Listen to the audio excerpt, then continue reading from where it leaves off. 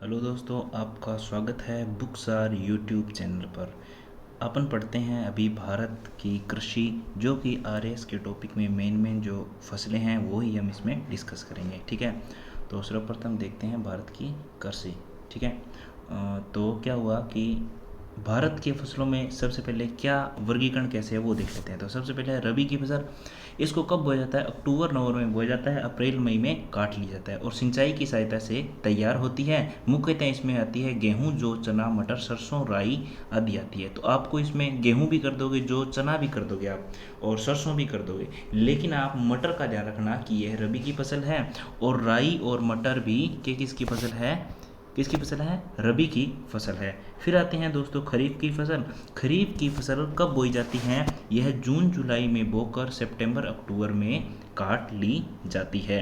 ठीक है, और इसके अंदर मुख्यतः चावल, ज्वार, बाजरा, रागी, देखिए रागी इसके अंदर आती है, जूट भी इसके अंदर आती है, मूंग, मोट, मूंगफली इसके अंदर आती है। लेकिन आपको क्या याद रखना है? एक तो रागी, जूट, पटसन, तंबाकू और उड़द और लोबिया, ये सभी किसकी फसल हैं? खरीफ की फसल है। हमने मटर तो को याद रखा था किसमें? रबी में। ठीक है, लेकिन जूट, रागी, पटसन, तंबाकू, मूंग, उड़द, लोबिया खरीफ की फसल है। कुछ दोस्तों ऐसे हैं जो जायद की फसलें होती हैं। तो जायद की फसलों को कब, जो बीच में समय होता है ना, जो रबी और खरीफ, उनके बीच में बोया जाता है। जैसे मार्च में बोकर जून में काट लिया जाता है। ठीक है दोस्तों, तो अपन ने अभी तक क्या पढ़ा है कि रबी की फसल कौन सी होती है और किस टाइम बोई जाती है और किस टाइम काट ली जाती है। तो रबी की फसल अक्टूबर से नवंबर के बीच में बोई जाती है और अप्रैल से मई के बीच में काट ली जाती है। और ऐसे ही जून जुलाई के अंदर बोई जाती है खरीफ की फसल, और काट कब ली जाती है? लगभग सितंबर से अक्टूबर के बीच में काट ली जाती है। और इनके बीच का समय है जो मार्च में बोकर जून में काट ली जाती है, जायद की फसल। और अगर अपन देखें खरीफ की फसल में मुख्यतः जो हमें याद करनी है वह है, एक तो पटसन थी, एक रागी थी, और एक जूट थी, एक तंबाकू था, और एक उड़द और लोबिया थी। ठीक है, उधर उड़द और लोबिया थी। ठीक है, फिर चलते हैं दोस्तों आगे कि मुख्यतः भारत का कृषि वर्ष कब से कब तक लिया जाता है? तो भारत में कृषि वर्ष 1 जुलाई से 30 जून तक लिया जाता है। जैसे दोस्तों आप एक वित्त वर्ष देखते हैं जो कि 1 अप्रैल से लेकर के 30 मार्च तक रखा जाता है, वैसे ही कृषि वर्ष 1 जुलाई से लेकर के 30 जून तक रखा जाता है। ठीक है, फिर दोस्तों कि भारत की प्रमुख खाद्यान्न फसलें कौन कौन सी हैं? तो भारत की अगर मुख्य खाद्यान्न फसलें पूछे तो मुख्य खाद्यान्न फसल भारत की है कौन सी?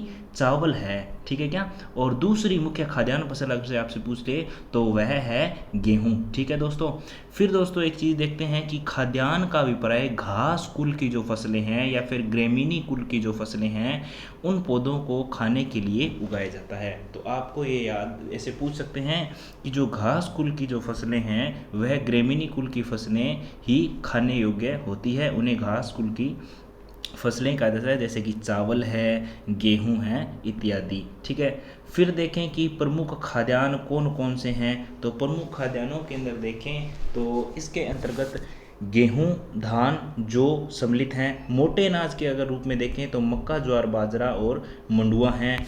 अगर लघु खाद्यान्नों के अंदर देखें तो रागी, कोदो, सावा, काकून, चना और कुटकी हैं। ये लघु खाद्यान्न के अंदर श्रेणी में आते हैं दोस्तों। कौन कौन से? मंडुआ व रागी, कोदो, सावा, काकून, चना तथा कुटकी, ये किसके अंदर आते हैं? लघु खाद्यान्न के अंदर आते हैं। फिर चलते हैं दोस्तों अपन आगे। फिर दोस्तों देखिए चावल की फसल लेते हैं। फर्स्ट ऑफ ऑल अपन चावल, यह ग्रेमिनी कुल की एक उष्णकटिबंधीय फसल है और भारत की मानसूनी जलवायु में अच्छी कृषि इसकी की जाती है। चावल हमारे देश का सबसे प्रमुख खाद्यान्न फसल के रूप में बोया जाता है और खाद्यान्न है जो खाया जाता है। तो प्रथम खाद्यान्न कौन सा है? प्रमुख चावल है। और गर्म एवं आर्द्र जलवायु हेतु उपयुक्त होने के कारण इसे खरीफ की फसल के रूप में माना जाता है। तो मैंने आपको पहले ही बता दिया कि चावल किसकी फसल है? खरीफ की फसल है। ठीक है, तो देखें तो अपन कुल कृषि क्षेत्र के लगभग 23% पर अपना चावल बोया जाता है और 47% भाग पर चावल की कृषि कुल खाद्यान्नों में की जाती है। ठीक है क्या? और विश्व में चावल के अंतर्गत जो आने वाला क्षेत्र है तो सर्वाधिक भारत के अंदर है जो कृषि क्षेत्र है चावल का, उसके बाद है चीन का। कृष्णा गोदावरी का जो डेल्टा क्षेत्र है वह उसे चावल के कटोरे के रूप में देखा जाता है, जो कि एक उपमहाद्वीपीय दक्षिण भारत का हिस्सा है। और इसके लिए अगर मृदा देखें तो चिकनी उपजाऊ मृदा इसके लिए उपयुक्त होती है।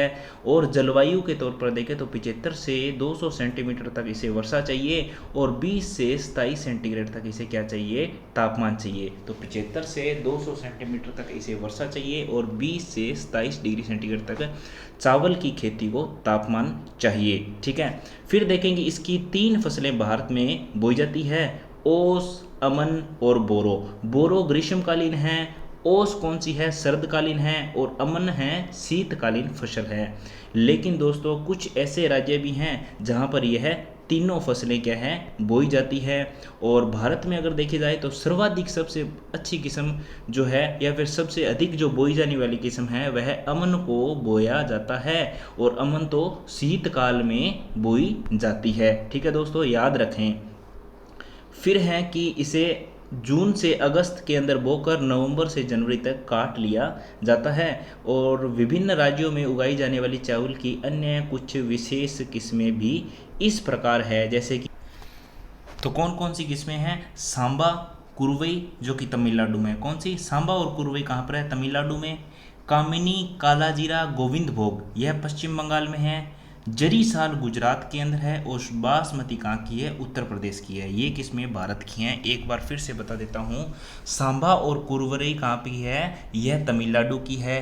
कामिनी, कालाजीरा और गोविंद भोग कहाँ की है, पश्चिम बंगाल की है। जरी साल गुजरात की है और बासमती जो कि सबसे प्रसिद्ध है उत्तर प्रदेश की किस्म है।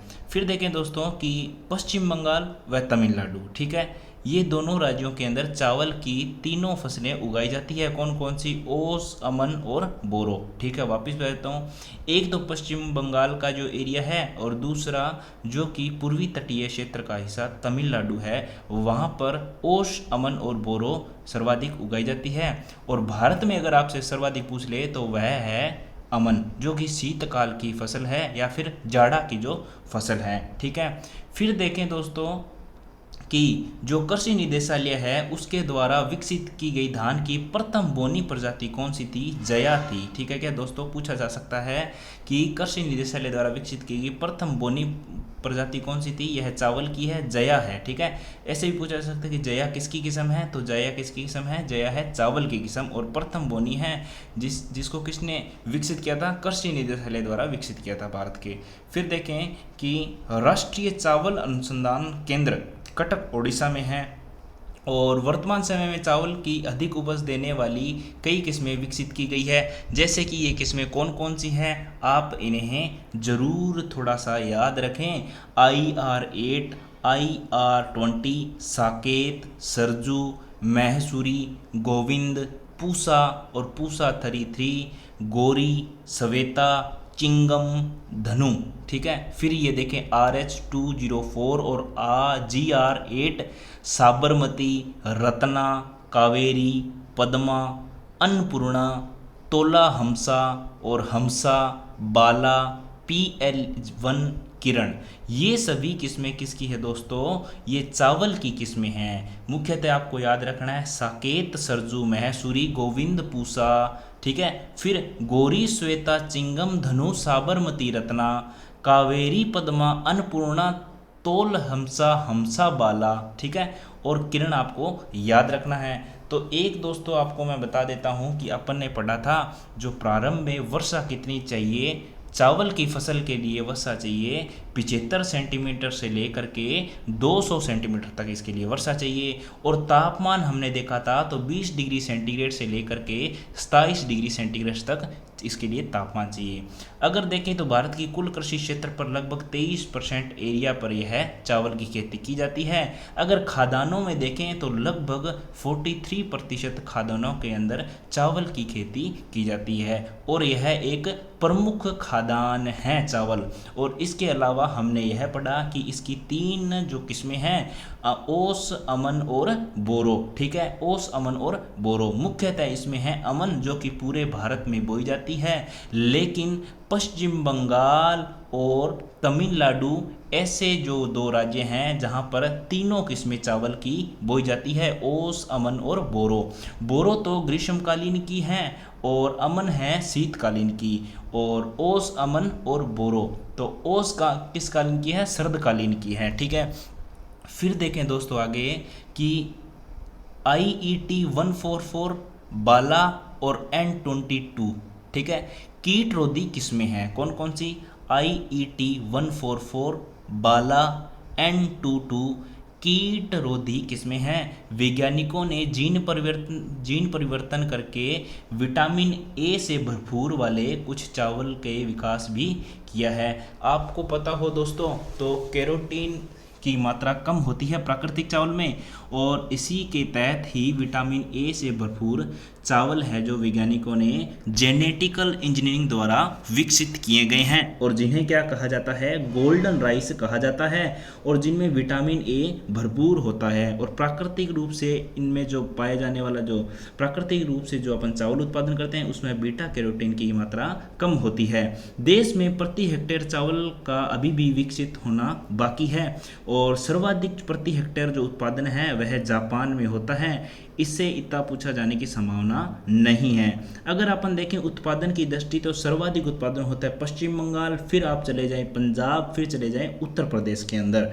ठीक है क्या, तो फर्स्ट ऑफ ऑल कहाँ पे, पश्चिम बंगाल। पश्चिम बंगाल में तो आपको पता है तीनों किस्में बोई जाती है, तो पश्चिम बंगाल में तो होना ही है। उसके बाद पंजाब, पंजाब के एरिया में क्या है, खाद, बीज और जल की है भरपूरता, और उत्तर प्रदेश का तो एरिया ही काफ़ी है। तो पश्चिम बंगाल, पंजाब, उत्तर प्रदेश। ठीक है दोस्तों, याद रखें 20 से 27 डिग्री सेंटीग्रेड और 75 से 200 सेंटीमीटर वर्षा ओस, अमन, बोरो, पश्चिम बंगाल, पंजाब और उत्तर प्रदेश बहुत ही ज़रूरी हैं। उसके बाद दोस्तों अगर अपन याद रखते हैं, तो अगला फैक्ट जो अगली किस्म निकल के आती है, दूसरी अपन पढ़ते हैं गेहूँ। गेहूँ ग्रेमनी कुल का है, क्योंकि यह भी एक घास कुल का पौधा है, और विश्व में गेहूँ उत्पादन में प्रथम स्थान किसका है, चीन का, और दूसरा स्थान है भारत का। आपको आपके नॉलेज के लिए दोस्तों एक बात और बता दूं मैं, कि चावल उत्पादन में भी विश्व में दूसरा स्थान है भारत का और प्रथम स्थान है चीन का। इसी प्रकार गेहूँ में भी दूसरा स्थान भारत का है और प्रथम स्थान है चीन का है। फिर क्षेत्रफल की दृष्टि से भारत प्रथम है। ठीक है, जैसे चावल में क्षेत्रफल की दृष्टि से प्रथम था, उसी प्रकार गेहूं में भी प्रथम है। चावल के बाद यह देश की दूसरी महत्वपूर्ण खाद्यान्न फसल है। तो चावल पहली महत्वपूर्ण खाद्यान्न फसल थी और गेहूं दूसरी महत्वपूर्ण खाद्यान्न फसल है। देश के कुल कृषि योग्य भूमि पर लगभग 10% पर ही इसे बोया जाता है। जहां पर चावल को हमें 23% देखा था, वहां पर इसको 10% के ऊपर बोया जाता है, और कुल बोए गए भाग के अंदर देखा जाए तो 13% भाग पर खाद्यान्न के रूप में क्या है, गेहूं बोई जाती है। फिर दोस्तों आगे चलते हैं, तो चावल की अपेक्षा गेहूं का उत्पादन प्रति हेक्टेयर ज़्यादा होता है। तो आपको ऐसे एग्जाम में ऑप्शन देके फंसाया जा सकता है कि प्रति हेक्टेयर उत्पादन किसका ज़्यादा होता है, तो प्रति हेक्टेयर उत्पादन गेहूं का ज़्यादा होता है चावल की अपेक्षा, लेकिन रेट किसका ज़्यादा होता है, चावल का रेट ज़्यादा होता है। अपने ऐसे बोल देते हैं ना कि अपने तो पर बीघा गेहूं ज़्यादा होती है, चावल इतने नहीं होते, लेकिन चावल का रेट अधिक होता है। ठीक है क्या। फिर दोस्तों आगे क्या है कि भारत में विश्व के कितने परसेंट उत्पादन भारत करता है गेहूं का, लगभग 12.5% गेहूं भारत उत्पादन करता है। और दोस्तों आपके नॉलेज के लिए एक बात और बता दूं कि हरित क्रांति का जो प्रभाव था वह गेहूं और चावल पर सर्वाधिक देखा गया था, और उन्हीं में से गेहूं पर तो और भी अधिक देखा गया था, जिसका हरियाणा और आप पंजाब में अधिक प्रभाव देख सकते थे। ठीक है, क्योंकि वहाँ पर सिंचाई वगैरह की सुविधा थी, वो अब एक अलग चैप्टर है, उसे कभी और डिस्कस करेंगे। ठीक है, गेहूं के लिए आवश्यक भौगोलिक दशाएं कौन कौन सी है, तो इसके लिए आवश्यक भौगोलिक दशाएं हैं दोस्तों कि उपजाऊ मिट्टी होनी चाहिए, और 50 से 75 सेंटीमीटर इसमें वर्षा, और आरंभ में तापमान 10 से 15 सेंटीग्रेड, और बाद में 20 से 25 सेंटीग्रेड होना चाहिए। जहाँ पर चावल में अपन ने 75 सेंटीमीटर से लेकर 200 सेंटीमीटर तक अपन ने देखा थी वर्षा, और 20 डिग्री सेंटीग्रेड से लेकर 27 डिग्री सेंटीग्रेड तक अपन ने तापमान देखा था। वहीं पर इसमें 50 से 75 तो चाहिए सेंटीमीटर वर्षा, और प्रारंभ में 10 से 15 डिग्री सेंटीग्रेड ताप चाहिए, और बाद में 20 डिग्री सेंटीग्रेड से लेकर के 25 डिग्री सेंटीग्रेड क्या चाहिए, ताप चाहिए। गेहूं में मुख्यतः प्रोटीन की मात्रा, कार्बोहाइड्रेट, खनिज की मात्रा कितनी कितनी होती हैं वह आप इसमें देख सकते हैं, लेकिन एग्ज़ाम की दृष्टि से इतना महत्वपूर्ण नहीं है। अगर अपन देखें कि गेहूं के सबसे अच्छे जो उत्पादक या फिर प्रमुख उत्पादक राज्य हैं वह कौन कौन से हैं, तो प्रथम है उत्तर प्रदेश, दूसरा है पंजाब, और फिर है मध्य प्रदेश, और फिर आता है कौन सा, उत्तर प्रदेश, पंजाब और मध्य प्रदेश, फिर हरियाणा व राजस्थान उसके बाद आते हैं। तो उसके अंदर अपन ने चावल में किसको देखा था, सर्वप्रथम वेस्ट बंगाल को देखा था, और फिर उसके बाद पंजाब को देखा था, और फिर उसके बाद यूपी को देखा था। लेकिन इसमें सर्वप्रथम यूपी आता है गेहूं के अंदर, फिर आता है पंजाब, और फिर आता है एमपी। ठीक है दोस्तों, याद रखें, बार बार दोहराएं, फैक्ट आपको याद हो जाएंगे। अगर अपन गेहूं की प्रमुख किस्मों के बारे में देखें तो अगर उत्पादकता की बात और करें तो सबसे उत्पादकता प्रति हेक्टेयर उत्पादकता पंजाब की अधिक है, और गेहूं की मुख्य किस्मों के अंदर देखें तो प्रताप, अर्जुन, जनक, कल्याण, सोना, गिरजा। आप गिरजा को मुख्य रूप से याद रखें कि गिरजा भी एक गेहूं की फसल है। इसके अलावा प्रताप, अर्जुन भी याद रखें। और दूसरी कौन कौन सी है दोस्तों, दूसरी है VL829, HI, NW, MP 4010, HS420 और 355, और ICAR Indian council of agriculture research द्वारा पूसा बेकर नामक एक गेहूं की फसल है, वह प्रजाति विकसित की गई है। कौन सी, पूसा बेकर। पूसा बेकर किसकी प्रजाति है, ऐसे भी पूछा जा सकता है।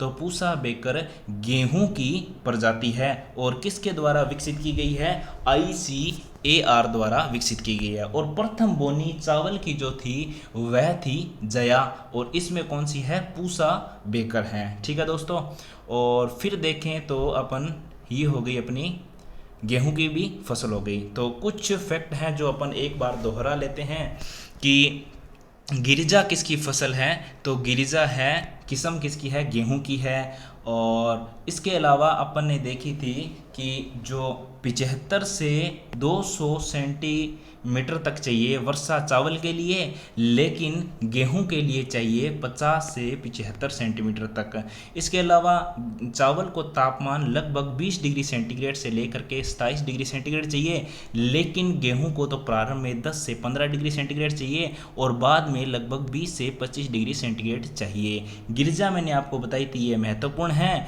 और इसके अलावा पूसा बेकर महत्वपूर्ण है। और उसके अंदर एक जया आपको पढ़ाई थी, ओस, अमन, बोरो, तो चावल की अलग अलग किस्मों के नाम हैं। फिर देखें तो अपने आरएस के सिलेबस में तीसरी फसल है गन्ना। ठीक है दोस्तों, गन्ना है। तो गन्ने का जन्म स्थान भारत का ही माना जाता है। यह भी ग्रेमिनी कुल का पौधा है, मतलब घास कुल का पौधा है। गन्ना उत्पादन में भारत का ब्राज़ील के बाद दूसरा स्थान है। देखें दोस्तों, गेहूं में भी दूसरा स्थान था, चावल में भी दूसरा स्थान था, और गन्ने में भी दूसरा स्थान है। और गन्ना तो जन्म स्थान गन्ने का भारत ही माना जाता है, जबकि खपत और कृषि क्षेत्र की दृष्टि से भारत का विश्व में प्रथम स्थान है। कृषिगत क्षेत्र से अभी तक अपन ने पढ़ा है गेहूं, चावल और गन्ना का क्या है, प्रथम स्थान है कृषिगत क्षेत्र के मामले में। विश्व का लगभग 40% गन्ना उत्पादित किया जाता है, किसके द्वारा, भारत के द्वारा।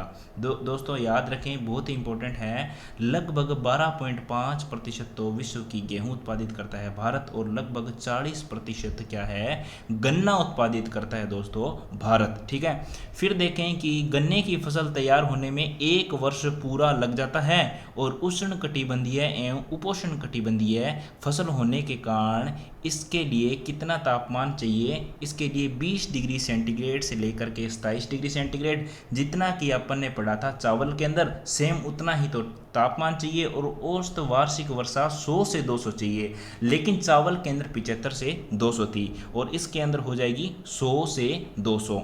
और गेहूं के अंदर अपन ने कितनी पड़ी थी? 50 से 75 चाहिए थी। ठीक है, फिर औसत वर्षा हो गई। फिर गन्ने की फसल तैयार होते समय वर्षा का अभाव काफ़ी लाभदायक है दोस्तों।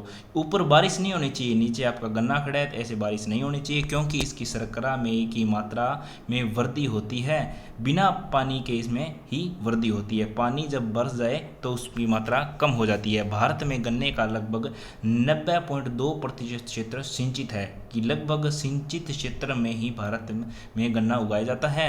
और 18-19 के वर्ष में गन्ने की संकर किस्म में जो सकल क्षेत्र की थी वह लगभग कितनी थी?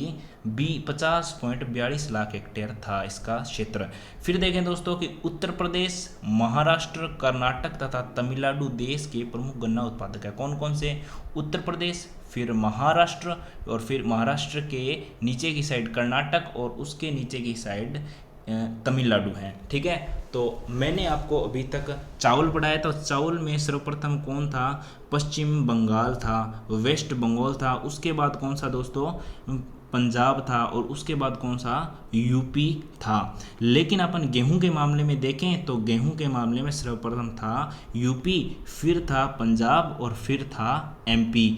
अगर गन्ने के मामले में देखें तो सर्वप्रथम आता है फिर से यूपी, फिर महाराष्ट्र, और उसके बाद कौन सा आता है? उसके बाद आता है कर्नाटक, और कर्नाटक के बाद कौन सा आता है? तमिलनाडु दोस्तों। ठीक है क्या? फिर चलते हैं आगे कि अकेले ही देश का, हाँ, उत्तर प्रदेश है ना जो सबसे बड़ा उत्पादक राज्य है किसका? भारत का। किस मामले में? गन्ने के उत्पादन में। ठीक है दोस्तों, फिर चलते हैं आगे। अभी आ जाती है चाय की खेती। इससे पहले अपन क्या है, थोड़ा रिवाइज कर लेते हैं। हमने सर्वप्रथम चावल की फसल पढ़ी थी, और चावल की फसल के अंदर 75 से 200 सेंटीमीटर तक वर्षा चाहिए, और इसके अलावा उसके अंदर ताप 20 से 27 डिग्री सेंटीग्रेड तक चाहिए। इसके अलावा उसके बाद अपने पढ़ी थी गेहूं के अंदर 50 से 75 सेंटीमीटर तक वर्षा चाहिए, और प्रारंभ में 10 से 15 डिग्री सेंटीग्रेड तक ताप चाहिए, और बाद में चाहिए 20 से लेकर 25 डिग्री सेंटीग्रेड तक। उसके बाद दोस्तों अपन ने पढ़ा गन्ना के अंदर 100 से 200 सेंटीमीटर तो चाहिए क्या चीज़ है? वर्षा, वार्षिक औसत वर्षा, और उसके अलावा तापमान चाहिए 20 डिग्री से लेकर के 27 डिग्री सेंटीग्रेड तक। ठीक है दोस्तों, फिर हमने एक तो जया किस्म पढ़ी थी जो कि प्रथम बोनी किस्म थी, और यह चावल की किस्म है। और इसके अलावा गेहूं की एक फसल पढ़ी पूसा बेकर, जो कि बिस्किट बनाने के लिए बहुत इंपॉर्टेंट है, और यह ICAR द्वारा क्या है, डेवलप की गई थी, Indian council of agriculture research द्वारा। ठीक है दोस्तों, और बाद में आपको अंतिम में इसमें एक बार फिर पढ़ा दूंगा। फिर देखते हैं दोस्तों चाय की फसल जो कि RS के अंदर दी गई है। वर्तमान समय में भारत प्रमुख पेय पदार्थ है क्या? चाय प्रमुख पेय फसल है भारत की। फिर इसकी भौगोलिक दशाएं देखें तो 150 से 250 सेंटीमीटर तक इसे बारिश चाहिए, औसत वार्षिक वर्षा चाहिए जो कि काफ़ी मात्रा में है। फिर 24 डिग्री सेंटीग्रेड से 30 डिग्री सेंटीग्रेड तक इसे उच्च ताप की आवश्यकता होती है। हरी व गंधक युक्त मिट्टी की भी आवश्यकता होती है। यह एक श्रम प्रधान कृषि है। कौन सी? चावल। इसकी पत्तियां को तोड़ने के लिए या फिर चुनाई करने के लिए सस्ते श्रम की, मानव श्रम की आवश्यकता होती है। इसी कारण इसे श्रम प्रधान कृषि कहा गया है। ठीक है, फिर है कि जल प्रिय पौधा होने के कारण भी इसकी जड़ों के अंदर का जल पास में नहीं लगना चाहिए, क्योंकि इसकी खेती इसी कारण ही पहाड़ी ढालों में की जाती है, ताकि इसकी जड़ के अंदर पानी ना लगे चाय के पौधे के अंदर, नहीं तो चाय के पौधे की जड़ें सड़ने लगती है। फिर है कि ठंडी हवा व पाला चाय की कृषि के लिए हानिकारक होते हैं दोस्तों। ठंडी हवा और पाला दोनों ही चाय की कृषि के लिए हानिकारक होते हैं। और देश में चाय उत्पादन में असम का प्रथम स्थान है। तो आप किसी भी टीवी की मशहूरी वगैरह में देखते हैं तो पिए ताज़ा चाय, असम की चाय ऐसे बोलते हैं ना, तो असम उत्पादन में चाय के प्रथम स्थान पर है। यहाँ से निकलती हुई ब्रह्मपुत्र नदी की घाटी और सुरमा घाटी चाय के उन्नत किस्मों का उत्पादन करती है। कौन कौन सी? ब्रह्मपुत्र नदी और सुरमा घाटी नदी। असम से देश की कुल चाय का लगभग 50% भाग प्राप्त होता है। देखें कि जैसे यूपी गेहूं को कितना उत्पादन कर रहा था, गेहूं का उत्पादन लगभग कितना कर रहा था, 40 से 50% कर रहा था, वैसे ही असम 50% तक क्या है, चाय का उत्पादन कर रहा है। दक्षिण भारत में एक है तमिलनाडु, जो कि सर्वाधिक चाय का उत्पादन करने वाला राज्य है। इसके अलावा केरल, कर्नाटक और महाराष्ट्र भी पर्वतीय ढालों पर चाय उगाते हैं और कृषि के अपना योगदान देते हैं चाय में। ठीक है, फिर देखें कि भारतीय चाय है जो वैश्विक उत्पादन का लगभग 23% उत्पादन भारत करता है। और फिर क्या है कि इसका कुछ हिस्सा देखें तो विश्व में चाय उत्पादन तथा उपभोग के मामले में भारत का स्थान चीन के बाद दूसरा स्थान है। तो उत्पादन में भी और उपभोग में भी चीन के बाद दूसरा स्थान है चाय के मामले में भारत का। प्रति व्यक्ति प्रतिवर्ष चाय खपत के संदर्भ में कौन सा देश आगे है या फिर शीर्ष स्थान पर है? तो वह है तुर्की। ठीक है दोस्तों, और इसके अलावा वर्ष 2013 को अंतर्राष्ट्रीय चाय उत्पादक मंच का गठन किया गया। कब? 2013 में अंतर्राष्ट्रीय चाय उत्पादक मंच का गठन किया गया। इसमें भारत के अतिरिक्त कौन कौन से देश हैं? Kenya, Sri Lanka, Indonesia, Rwanda, Malawi, Iran तथा चीन शामिल है। किसमें? अंतर्राष्ट्रीय चाय उत्पादक मंच 2013 में बनाया गया था। और इसका मुख्यालय कहाँ पर है? अंतर्राष्ट्रीय चाय उत्पादक मंच का इसका मुख्यालय कोलंबो में है। ठीक है दोस्तों, तो अपन ने अभी तक क्या पढ़ी है? चाय पढ़ी है। और चाय के अंदर कितनी वर्षा चाहिए? चाय के अंदर 100 सेंटीमीटर से लेकर के 250 सेंटीमीटर तक इसे वर्षा चाहिए। इसके अलावा इसे 24 डिग्री सेंटीग्रेड से लेकर के 30 डिग्री सेंटीग्रेड तक इसे क्या चाहिए? ताप चाहिए। ठीक है, और इसके अलावा उत्पादन में देखें तो लगभग असम इसका 50% उत्पादन करता है। और इसके जो है उपभोग और उत्पादन के मामले में देखें तो सर्वप्रथम कौन आता है विश्व में? वह आता है चीन। और दूसरे स्थान पर कौन सा आता है? दूसरे स्थान पर आता है अपना इंडिया आता है। ठीक है दोस्तों, फिर देखते हैं कहवा। कहवा ही क्या कहलाता है? कहवा ही कॉफ़ी कहलाता है। और विश्व में कुल कहवा का उत्पादन 3 से 4% होता है, किंतु इसका स्वाद उत्तम होने के कारण भारत के कहवे की मांग अधिक है। कहवा उत्पादन के अनुकूल भौगोलिक दशाएं लगभग कितनी होनी चाहिए? इसके लिए थोड़ा तापमान कम चाहिए, 15 से लेकर के 18 डिग्री सेंटीग्रेड तक चाहिए।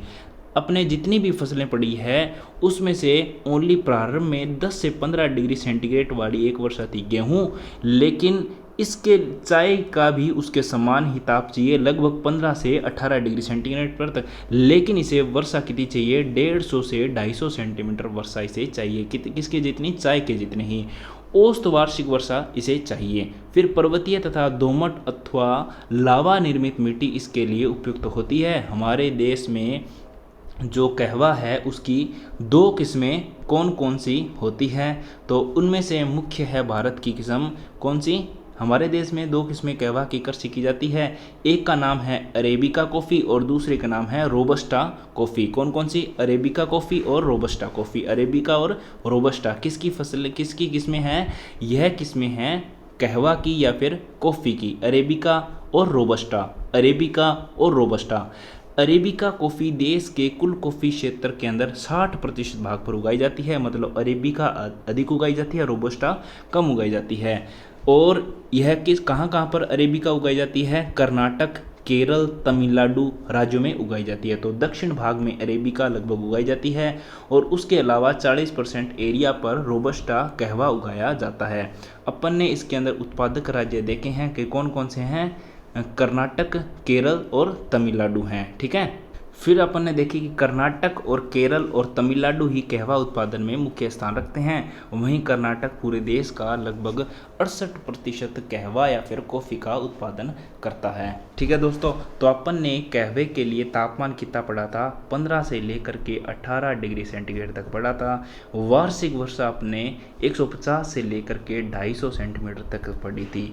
इसके अलावा सेम टू सेम इतना ही पानी किसके लिए देखा था अपन ने चाय की खेती के लिए देखा था, और चाय का लगभग 50% कौन उत्पादन करता है, लगभग 50% असम उत्पादन करता है। और कहवे में मुख्य कौन है, कर्नाटक, फिर केरल और फिर है तमिलनाडु। ठीक है, फिर देखते हैं दोस्तों कपास। ठीक है, तो कपास एक मालवेसी कुल का पौधा है। इतनी देर हम ग्रेमिनी कुल के पौधे को देख रहे थे, लेकिन कपास एक मालवेसी कुल का पौधा है। विश्व में इसकी 2 प्रमुख प्रजातियां हैं। तो प्रथम देसी किस्म की जो है कौन सी है, वो है गासीपियम अरोबियम। ठीक है, गासीपियम अर्बोरियम, और फिर इसके साथ ही कौन है, गाहरेबियम। ठीक है, लेकिन दूसरी कौन सी है, अमेरिकन कपास। अमेरिकन कपास में है गाहिर सूटम और बोरबेंडस। गाहिर सूटम और बोरबेंडेंस। पहली जो देसी किस्म है उसका नाम क्या है, गासीपियम अर्बोरियम गाहारबेरियम, और अमेरिकन कपास का क्या नाम है, गाहिर सूटम और बारबेंडेज। ठीक है क्या। फिर देखें कि जो प्रायद्वीपीय पठारी भाग हैं वहाँ लावा मिट्टी होने के कारण कपास का अत्यधिक या सर्वाधिक उत्पादन किया जाता है।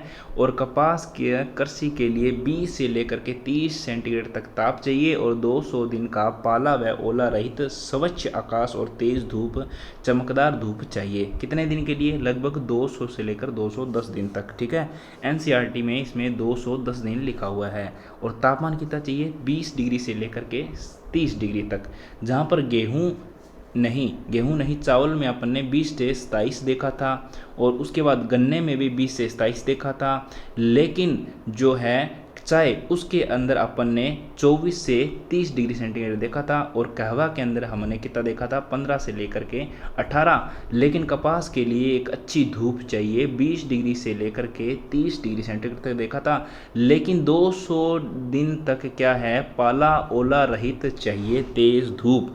उसके अलावा इसके लिए वर्षा 50 से 100 सेंटीमीटर, जो कि लगभग कपास किसके जितनी है, गेहूं के जितनी है। गेहूं में 50 से 75 चाहिए थी, और इसके अंदर 50 से 100 सेंटीमीटर तक वर्षा चाहिए।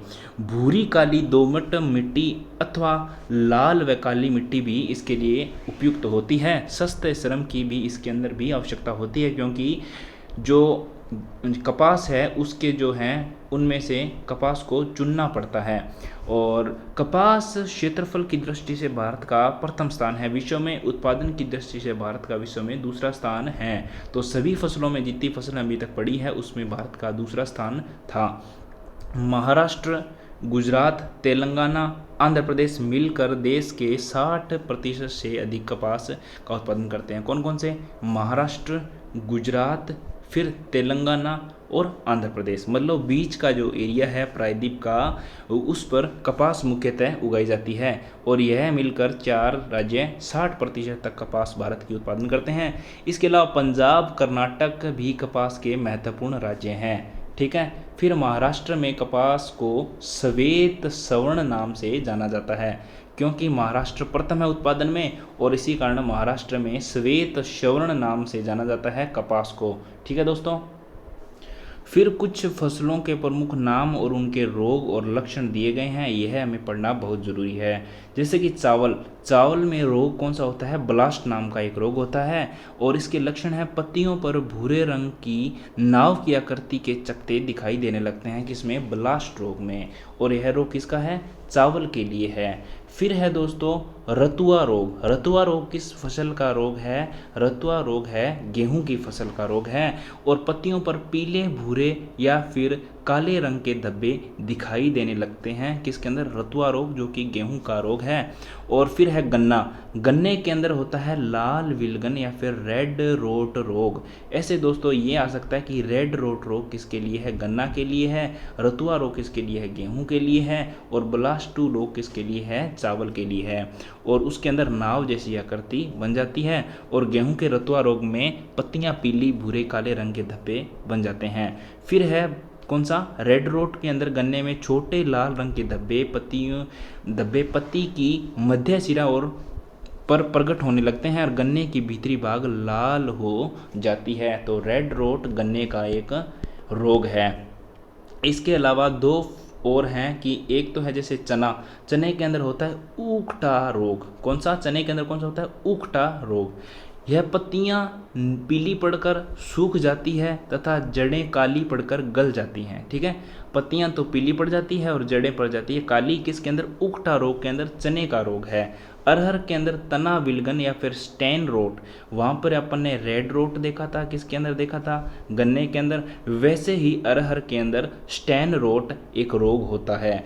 मिट्टी की सतह के पास तने पर भूरे या फिर गहरे भूरे धब्बे उभर जाते हैं तथा तना कट जाता है और पौधे नष्ट हो जाते हैं।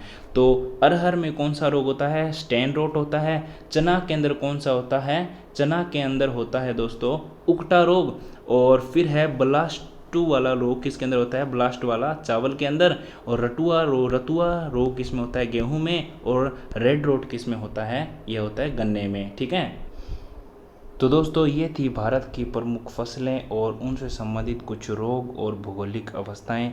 आरएस के लिए यह बहुत इंपॉर्टेंट है जो मैंने फसलें पढ़ाई है। इसके अलावा अन्य प्रतियोगी परीक्षाओं में पूछी जाती है।